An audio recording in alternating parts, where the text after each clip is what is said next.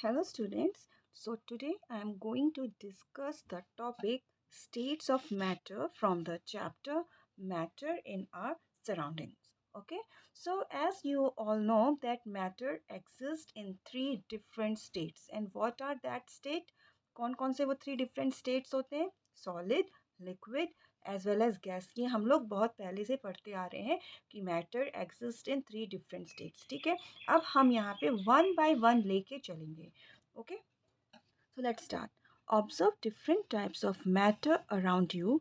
What are its different states?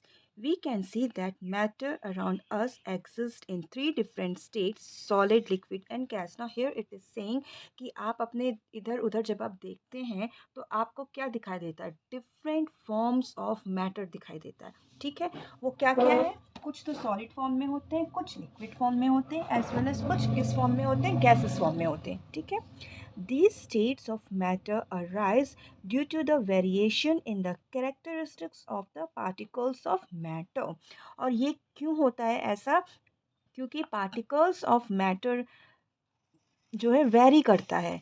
ठीक है. कैसे वेरी करता है? क्योंकि कुछ मैटर के पार्टिकल्स बहुत ही क्लोजली टाइट होते हैं. तो मैंने आपको अपने लास्ट वीडियो में बताया भी था कि जो सॉलिड होते हैं उसके जो पार्टिकल्स होते हैं वो बहुत ही क्लोजली पैक्ड होते हैं, तो वो स्ट्रक्चर हमारा सॉलिड होता है. लिक्विड के केस में क्या होता है? जो हमारा पार्टिकल्स है, जो मॉलिक्यूल्स हैं, वो थोड़ा सा डिस्टेंस में होते हैं. ऑलराइट. और गैसेस फॉर्म में क्या होता है? जो मॉलिक्यूल्स होते हैं वो और भी ज़्यादा डिस्टेंस में होते हैं. तो जो पार्टिकल्स जो साइज होता है, जो डिस्टेंस होता है, वो वेरी करता है. Now let us study about the properties of these three states of matter in detail. अब इन तीनों की हम लोग प्रॉपर्टीज को यहाँ पे जानेंगे. All right. So number one is the solid state. Okay. अब यहाँ पर एक एक्टिविटी दे रखी है, इसके थ्रू आप लोग को एक्सप्लेन किया गया है कि किस तरीके से होगा.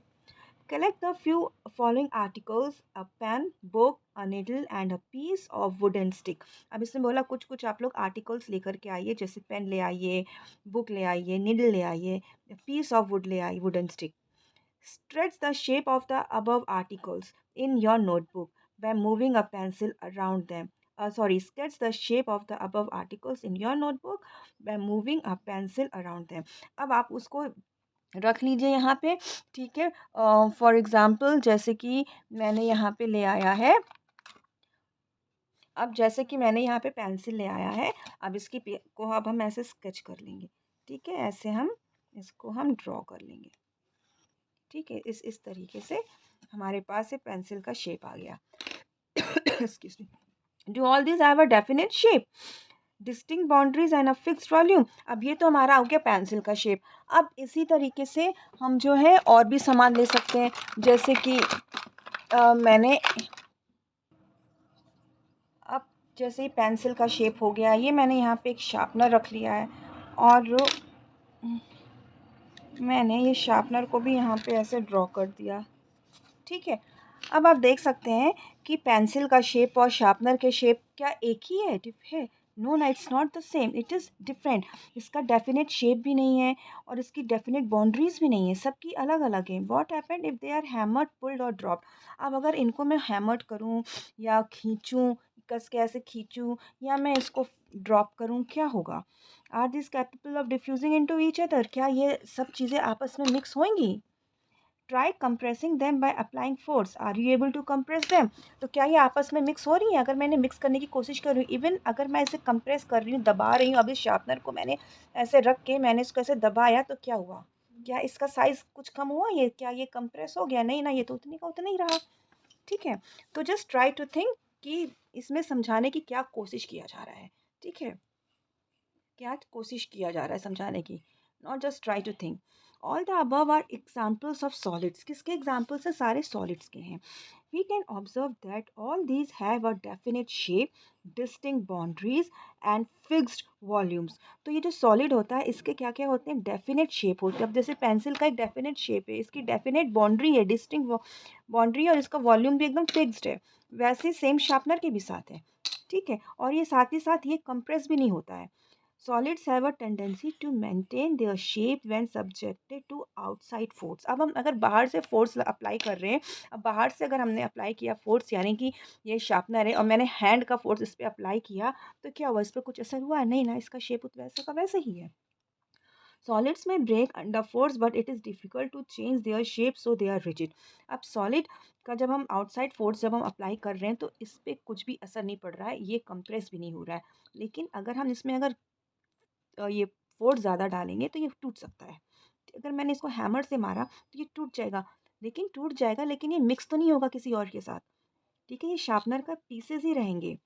सॉलिड्स में break under force but it is difficult to change their shape, so they are rigid. इसका शेप तो यही रहेगा रहेगा तो ये शार्पनर ही ना, isn't it? So consider the following. I hope से इतना आपको आ गया समझ में। अब हम नेक्स्ट आगे बढ़ते हैं। Consider the following.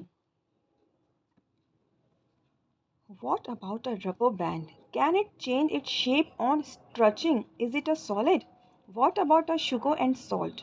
When kept in different jars, these take the shape of the jar. Are they solid? अब यहाँ पे देखिए रबर बैंड है, रबर बैंड है, इसको मैंने स्ट्रेच किया, क्या हुआ, स्ट्रेच किया लेकिन वापस ये अपने शेप में आ गया। ठीक है। और शुगर एंड सॉल्ट का क्या है, अगर हम इसको जिस कंटेनर में डालेंगे तो ये वही शेप ले लिया।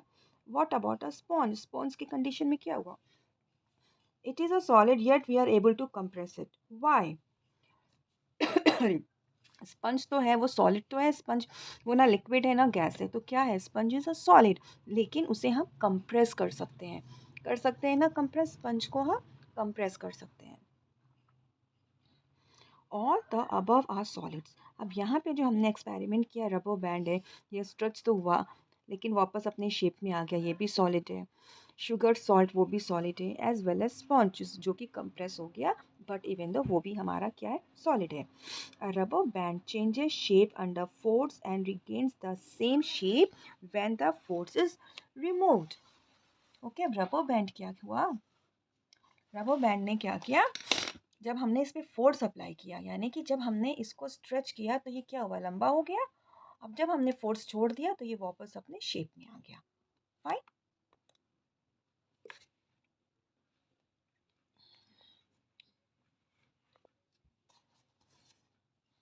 नाउ अब हम देखेंगे the shape of each individual sugar और salt crystal remains fixed whether we take it in our hand, put it in a plate और in a jar.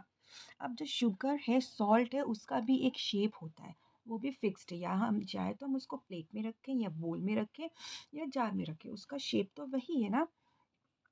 A sponge has minute holes in which air is trapped. When we press it, the air is expelled out and when we are able to compress it. अब क्या होता है, sponge के case में क्या होता है, sponge में माइन्यूट होल्स होते हैं।